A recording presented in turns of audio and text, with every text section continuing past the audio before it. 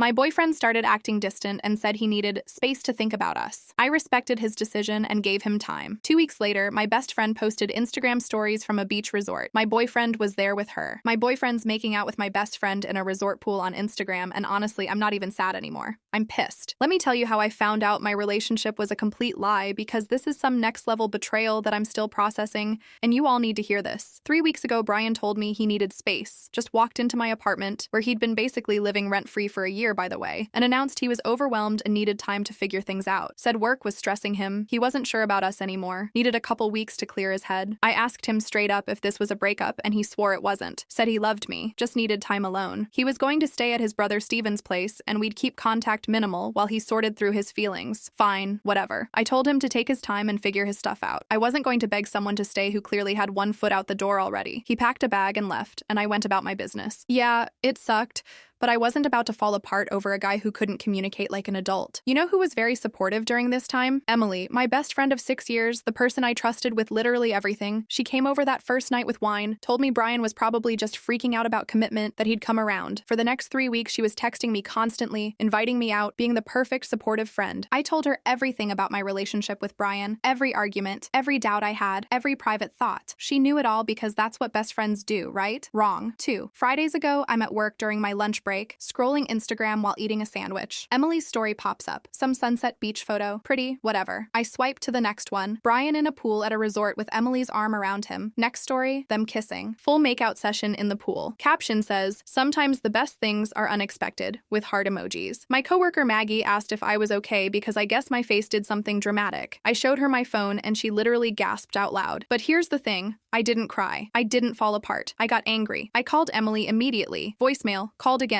Voicemail. Texted her asking what the actual hell was going on. No response. Meanwhile, she's posting more stories. Them at a swim-up bar having drinks. Them on the beach, living their best life. Called Brian, also voicemail. Left him a message telling him to call me back now. Maggie wanted to send me home, but I said no. I finished my entire shift because I wasn't about to let this ruin my day more than it already had. I went home, opened my laptop, and started going through their social media like I was conducting an investigation. And guess what? The signs were everywhere once I knew what to look for. Brian commenting on Emily's gym selfies from months ago, her posting from coffee shops near his work, flirty comments between them that I'd somehow missed. They'd been building up to this right in front of my face. I called my sister Josie and told her. She was ready to drive down from Seattle and commit murder. I told her to calm down because I had this handled. I didn't know how yet, but I knew I wasn't going to just sit around feeling sorry for myself. That whole weekend, they posted story after story, beach photos, dinner photos, couples massage, all of it. And neither of them answered a single one of my calls or texts. Radio silence while they paraded their betrayal all over social media. Monday at work, I was fine, focused. Yeah, some coworkers knew what happened because word spreads, but I held it together. I wasn't going to give them the satisfaction of breaking me. Tuesday, I drove past Steven's place where Brian claimed he was staying. His car wasn't there, obviously, because he was in Florida. Wednesday afternoon, Emily finally called me back. She started with this whole speech about how sorry she was, how things just happened, how she and Brian had been talking for months and developed feelings. She said it so casually, like she was telling me about a new TV show she was watching. I let her talk, let her explain how they'd connected while Brian was figuring things out, how they'd been fighting their feelings but couldn't ignore them anymore, how Brian had been unhappy in our relationship for almost a year. Then I asked her one question. How long exactly had this been going on? She said months. They'd been talking for months while she was comforting me about my relationship problems. While she was giving me advice about Brian,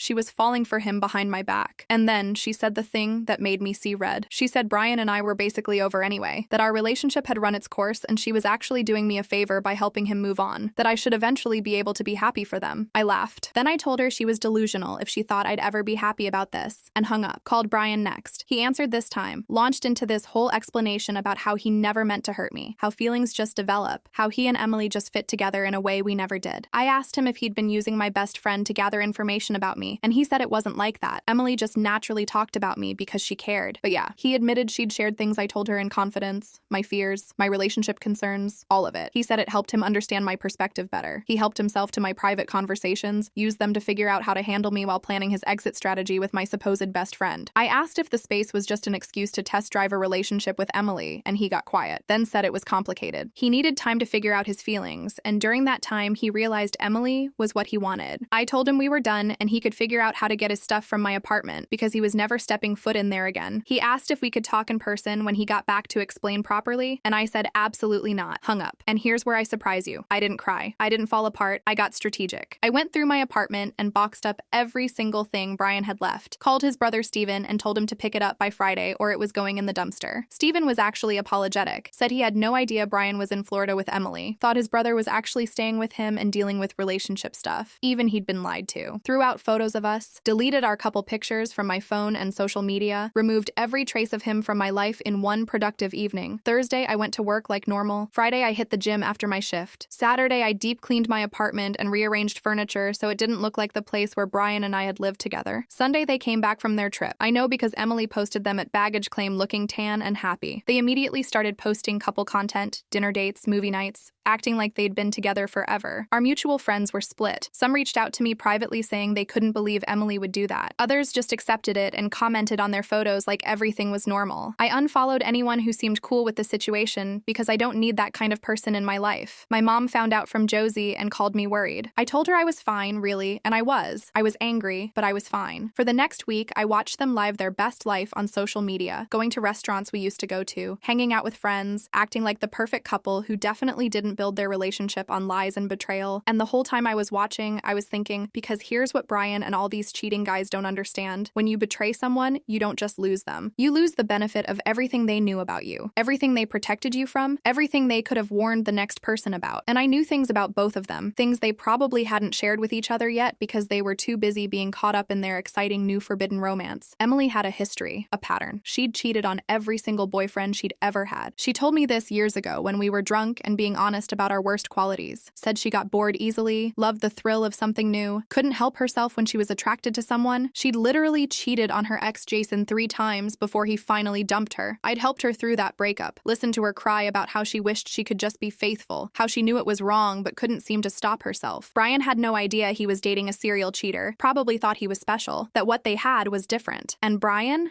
had his own issues that Emily didn't know about. Brian had no idea he was dating a serial cheater, probably thought he was special, that what they had was different. And Brian had his own issues that Emily didn't know about. His jealousy, his need to control situations, his tendency to get paranoid about his girlfriend's male friends, things I dealt with and worked around because I loved him, things that would absolutely come up once the honeymoon phase with Emily wore off. They thought they'd won, thought they'd gotten away with it cleanly and could just ride off into the sunset together. But I wasn't done watching, and I definitely wasn't done planning. Friday night, exactly 2 weeks after I'd first seen them in that pool, I was lying in bed when Emily posted a story of them at some party with mutual friends. Everyone laughing, having fun, looking like the perfect happy couple. I screenshotted it, added it to a folder on my laptop where I'd been collecting things, their social media posts, timestamps of when they'd started commenting on each other's photos, screenshots of old conversations where Emily had told me about her cheating history. I wasn't planning anything illegal or crazy, but I was planning something because they'd humiliated me, and worse, they thought I was just going to disappear quietly and let them have their happy ending. I opened my notes app and started writing down everything I knew about Emily's patterns, about Brian's jealousy, about their weaknesses and insecurities, and the things that would inevitably cause problems between them. Then I started thinking about Jason, Emily's ex who she'd cheated on repeatedly, the one who'd finally had enough and dumped her. I'd met him a few times at parties back when they were together. Nice guy. And if I remembered correctly, Emily had mentioned he moved back to town a few months ago. I smiled. And if Emily thought she could just move on to her next victim without consequences, she was about to learn otherwise. I closed my laptop and went to sleep. For the first time in 2 weeks, I slept great because tomorrow I was going to start putting things in motion. Update. Okay, so remember how I said I had a plan? Well, it came together fast, and honestly, it's kind of genius if I do say so myself. Monday morning, I'm at Target picking up laundry detergent and some other random stuff before work when I literally run into Brian. Like, actually almost crashed my cart into him in the cleaning supplies aisle. He was with Emily. The look on all our faces was priceless. Emily grabbed Brian's arm like I was about to attack them or something. I just stood there with my cart staring at them. Brian actually had the nerve to smirk at me. Smirk. Then he put his arm around Emily's waist and pulled her closer, made this whole show of kissing her cheek while looking directly at me. Emily giggled like this was all so amusing. He goes, "Hey, didn't expect to see you here. You doing okay?" In this fake, concerned voice that made me want to throw my detergent at his head. I said I was doing great. Thanks for asking. Emily jumped in with this sugar-sweet voice saying she hoped there were no hard feelings, that they were just following their hearts, and she hoped I could be mature about the situation. Mature? She wanted me to be mature after what they'd they did. Brian chimed in saying, "Yeah, it would be really sad if I couldn't move on and kept dwelling on the past, that I should focus on finding my own happiness instead of being bitter." Emily nodded along like they'd rehearsed this whole speech. I smiled and told them I hoped they were very happy together. Emily looked surprised, like she expected me to make a scene. Brian looked almost disappointed that I wasn't giving him the drama he clearly wanted. I walked away fuming, but I kept my cool. I wasn't going to give them the satisfaction of seeing me upset. Wednesday, I was at the pharmacy working the register when Emily came in. Of course, she walked right up to my register with her prescription even though there were 2 other registers open. She wanted to rub this in my face. She stood there while I processed her prescription, acting all friendly, asking how I'd been, saying we should grab coffee sometime and talk things through like adults. I told her I was pretty busy these days, and she goes, "Oh, I'm sure it must be hard adjusting to being single again." Then she leaned in and whispered that Brian was amazing, better than she'd ever expected, and she was so grateful things worked out the way they did. Said maybe if I'd been better at keeping him interested, he wouldn't have looked elsewhere. I handed her the prescription bag without saying a word. She left looking satisfied with herself. That night, I sat down and really thought about what I wanted. I didn't want Brian back. Watching him at Target made that crystal clear. He was a smug who thought he'd won. Emily was a snake who got off on rubbing her betrayal in my face. I wanted them to hurt the way they hurt me. And just getting back together with Brian wasn't enough. They needed to experience real betrayal, real humiliation. That's when I remembered Jason, Emily's ex, who she'd cheated on multiple times. The one she told me about during one of our drunk heart-to-hearts years ago. She'd said he was boring, that she couldn't help cheating because she needed excitement, that she wished she could be faithful, but she just got bored so easily. I found him on Instagram through Emily's old photos from 2 years ago. He was tagged in a bunch of them from when they were together. Looked like a decent guy, into hiking and craft beer, seemed pretty normal. I sent him a DM Friday night, introduced myself as Emily's friend, said I had some questions about their relationship if he had time to talk. He responded Saturday morning saying, sure, he'd be happy to talk about Emily since she'd apparently moved on to destroying other people's friendships now. So, he'd seen the social media drama. We met Sunday afternoon. Jason showed up in a hoodie and jeans looking exactly like his photos. We grabbed a table in the back and I just laid it all out for him. How Emily had been my best friend, how she'd slept with Brian while pretending to support me, the whole thing. He wasn't even surprised. He said that was classic Emily behavior. Told me about how she'd cheated on him with his coworker, then with a guy from her gym, then with some random dude she met at a bar. Every time she'd cry and apologize and swear it would never happen again. Every time he'd believed her because he loved her and thought she could change. I asked him when they broke up and he said about 9 months ago. Final straw was when he found messages on her phone to 3 different guys, all flirty and inappropriate. He'd confronted her and she tried to turn it around on him, saying he was too boring and didn't give her enough attention. Then I asked him the important question. Had Emily contacted him recently? He pulled out his phone and showed me messages from the past week. Emily had texted him Tuesday saying she missed him and wanted to catch up. Thursday, she'd sent him a photo of a restaurant they used to go to saying it made her think of him. Friday, she'd asked if he wanted to grab drinks sometime. He'd been ignoring her messages because he wasn't about to fall for her manipulation again. But seeing the dates, I realized she'd started reaching out to Jason right around when she and Brian got back from Florida. While she was posting couple photos with Brian, she was already lining up her next option. I leaned back and told Jason I had a proposition for him. He raised his eyebrows and asked what kind of proposition. I told him I wanted to expose Emily for exactly who she was. Show Brian and everyone else that she was a serial cheater who would never change. But I needed his help to do it. He asked what I had in mind and I laid it out. I wanted him to respond to Emily's messages, agree to meet up with her, let her flirt and escalate things the way she always did. And when she inevitably tried to sleep with him, because based on her pattern that's exactly what would happen, I wanted him to record it. Jason stared at me for a long moment. Then he asked if I was serious and I said completely serious. Emily destroyed my relationship and my friendship and was now rubbing it in my face at every opportunity. She deserved to have Brian see exactly who he'd chosen over me. He said he'd think about it, asked me to give him a day to decide if he wanted to get involved in this level of drama. Monday evening, he texted me. He was in. We met again Tuesday at a burger place near the mall to plan everything out. Jason said Emily had texted him again Monday night, asking if he'd gotten her messages. He'd responded that morning saying, yeah, sorry, he'd been busy with work but would love to catch up. She'd responded within minutes saying she was so glad. They should definitely get together soon. She had a lot to tell him. Jason showed me the messages and I could literally see her setting things up. The flirty undertones, the I've been thinking about you, all of it. I told Jason to suggest meeting Thursday for drinks, somewhere public, but with booths where they could talk privately. He sent the message while we were sitting there, and Emily agreed immediately. We spent the next hour going over the plan, but with booths where they could talk privately. He sent the message while we were sitting there, and Emily agreed immediately. We spent the next hour going over the plan. Jason would meet her for drinks, let her talk and flirt and work her way up to suggesting they go somewhere more private. If she made a move, he'd go along with it, but make sure his phone was recording. I gave him specific instructions on how to position it so it would capture everything clearly. He asked me if I was sure about this, and I said absolutely. Emily had made her choices. She'd betrayed me, humiliated me, and was now actively taunting me while already lining up her next victim. She deserved whatever was coming. Wednesday, I saw Brian and Emily together at the grocery store. They were in the produce section, and I heard Brian before I saw him. He was telling Emily loudly that his ex, me, had seemed really pathetic when he ran into her at Target, like she was barely holding it together. Emily laughed and said something about how I'd always been weak and emotional. I ducked behind the bread display before they saw me, listened to them trash talk me for another 5 minutes. Brian said he felt bad for me because clearly I'd had no idea he was unhappy, and that must be such a blow to my ego. Emily said I'd probably never find anyone as good as him, and I'd regret losing him. The audacity. He left me, remember? After asking for space to screw my best friend? But I didn't confront them. I just left my cart and walked out of the store because I knew if I stayed, I'd say something I couldn't take back, and I needed them to think I was broken, needed them to feel smug and comfortable while my plan came together. Thursday, I texted Jason good luck. He sent back a thumbs up and said he'd message me when it was done. I spent that evening pacing my apartment anxiously, checking my phone every 5 minutes. Josie called me around 8 always asking if I was insane and what was I thinking. I told her this was exactly what Emily deserved. And Josie sighed and said, fine, but if this blew up in my face, she was not going to say I told you so. Around 11 outs, Jason texted me. It worked. Got everything. You were right about her. I called him immediately. He answered, and I could hear he was in his car. He said Emily had been all over him from the moment they sat down at the bar, touching his arm, getting close, talking about how much she missed him. After 2 drinks, she'd suggested going back to his place. He'd agreed, got to his apartment, and strategically placed his phone on his dresser recording before things went further. And Emily had absolutely gone for it. Kissed him, started taking off clothes, the whole thing, all on video. He said watching it back was surreal because this was exactly the Emily he remembered. Impulsive, selfish, unable to control herself when she wanted something. He asked if I wanted him to send me the video, and I said, yes, but not yet. Asked him what Emily had said afterwards. He laughed bitterly and said she'd laid there talking about how she'd made a mistake getting back together with Brian,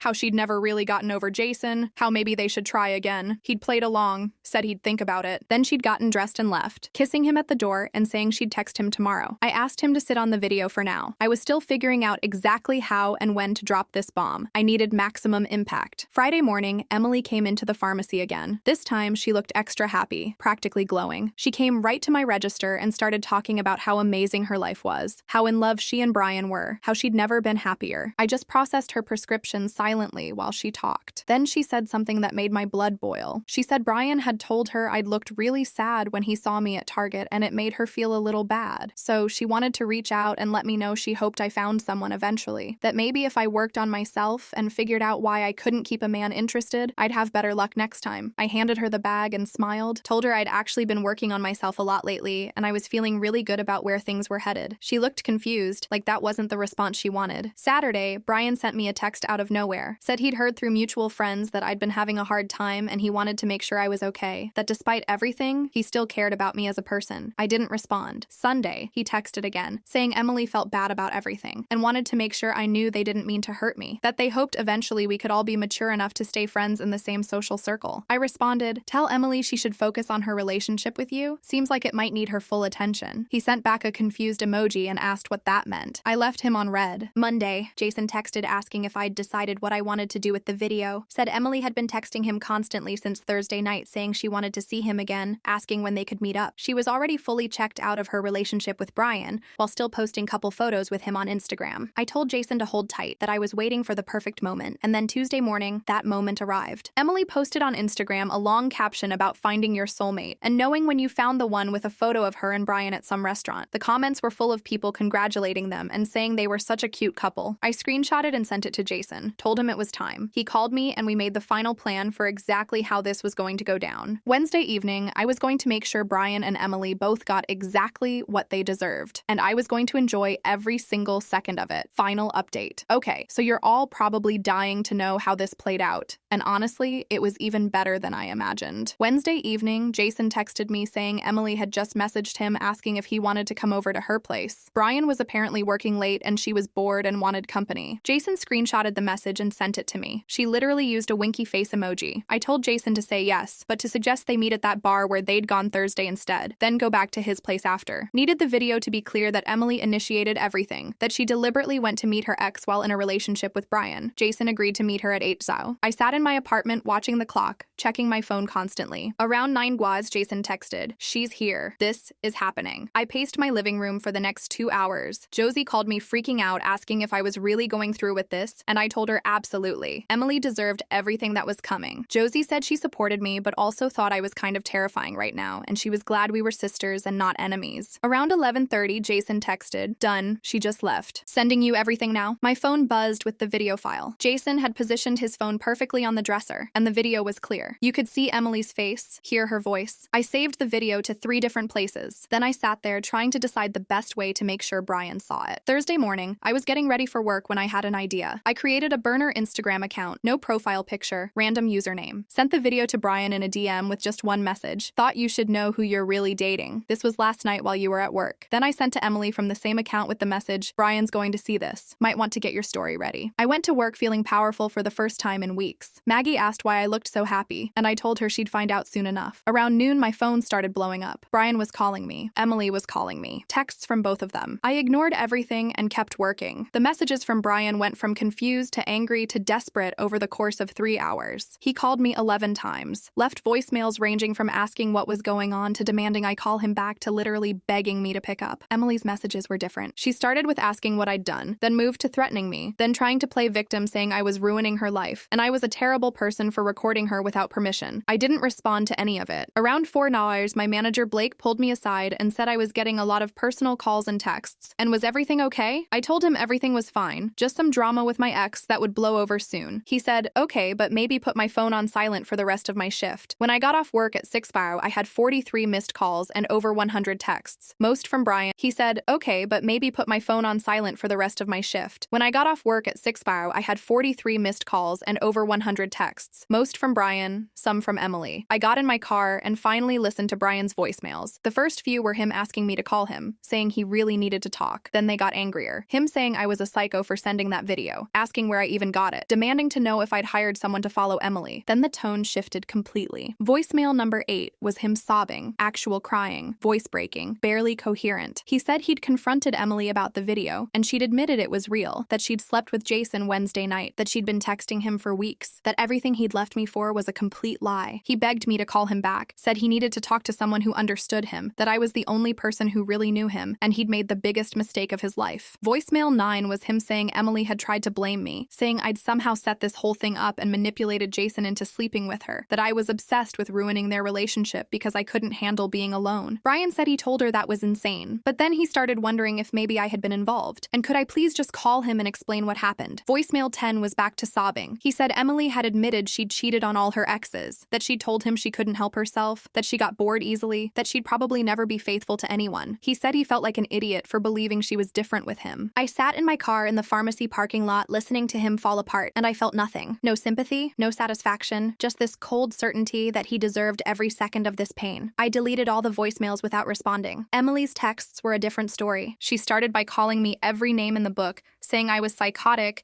that I'd orchestrated this whole thing, that I'd somehow convinced Jason to sleep with her and record it just to break her and Brian up, that I was obsessed with Brian and couldn't handle that he'd moved on. Then she switched tactics and tried to play victim, said she'd made a mistake, but everyone makes mistakes, and I was being vindictive and cruel, that real friends forgive each other, and we could work through this if I'd just be reasonable, that Brian had believed her, that this was all my fault, and we could both move past this if I'd just admit what I'd done. Except apparently Brian didn't believe her because his messages told a completely different story. Then Emily got desperate, said she was sorry for everything, that she knew she'd hurt me, but this was too far, that ruining her relationship was petty and immature, that I should be ashamed of myself for sinking to this level. I finally responded to her with one message: "You ruined your own relationship the second you decided to cheat, just like you've ruined every relationship you've ever had. I didn't make you sleep with Jason. You did that all by yourself." She tried calling me immediately. I declined and blocked her number. Friday morning, Brian showed up at my apartment. I just gotten out of the shower and was getting ready for work when I heard pounding on my door. I looked through the peephole, and there he was. I opened the door, but didn't let him in. He immediately started talking, words tumbling out so fast I could barely follow. He said he'd ended things with Emily, that she was a liar and a cheater, that he never should have believed anything she said, that she'd manipulated both both of us and played us against each other. I crossed my arms and asked him why he was at my door. He said he needed me,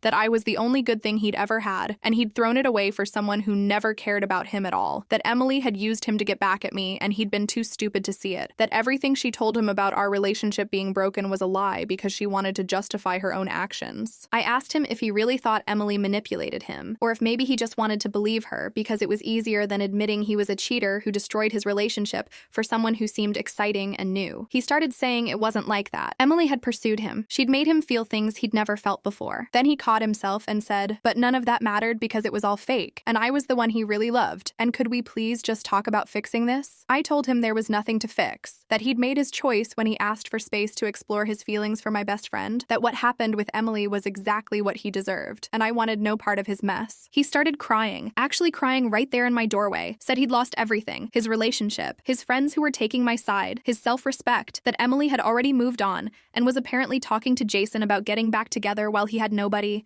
that I was his only chance at happiness, and he was begging me to give him another chance. I looked at this man who'd shared my bed for years, who I'd trusted completely, who'd betrayed me in the worst possible way, and I felt absolutely nothing for him. I told him I hoped he learned something from this, that actions have consequences, and you don't get to treat people like garbage, and then come crawling back when it doesn't work out, that Emily showed him exactly who she was, someone who would cheat without hesitation, and he'd chosen to believe he was special enough to be the exception. Now he knew better. He kept trying to argue, kept saying we could go to couples therapy, he'd do anything I wanted, he'd prove he'd changed. I cut him off and said the conversation was over, told him to leave and not contact me again. He stood there for another minute looking lost and broken. Then he finally turned and walked away. Saturday, I went to lunch with Josie, who'd driven down from Seattle to check on me. She said she was proud of me for standing my ground with Brian, but also mildly concerned about my revenge plot. I told her it wasn't revenge. It was just exposing the truth. Emily was always going to cheat on Brian eventually. I just helped speed up the timeline. Josie laughed and said I was kind of scary when I wanted to be, and she was taking notes for if she ever needed to handle a cheating boyfriend. We spent the afternoon shopping and getting our nails done, and it felt amazing to just exist without the weight of Brian and Emily's betrayal hanging over me. I posted photos of us on Instagram and didn't give a single thought to whether they'd see it. Sunday, Jason texted me saying Emily had been blowing up his phone all weekend. Apparently, she'd told Brian that Jason had pursued her and manipulated her into cheating, trying to make herself the victim. Brian hadn't believed her and had sent Jason a message apologizing for Emily's behavior and saying he understood now that Emily was the problem, not Jason or me. Jason said it was wild watching Emily spiral and try to rewrite history when there was literal video evidence of her initiating everything. He asked if I felt satisfied with how everything turned out, and I told him absolutely. Emily got exposed. Brian got exactly what he deserved, and I got to move on knowing I'd made them both face consequences for their actions. Thursday, Brian sent me a message on Instagram from what looked like a burner account. Said he was moving in with his brother permanently because he couldn't stand being in town where everything reminded him of his mistakes, that he'd probably always love me and regret what he did, that he hoped someday I could forgive him even if I never wanted to see him again. I didn't respond, just blocked that account too. Friday,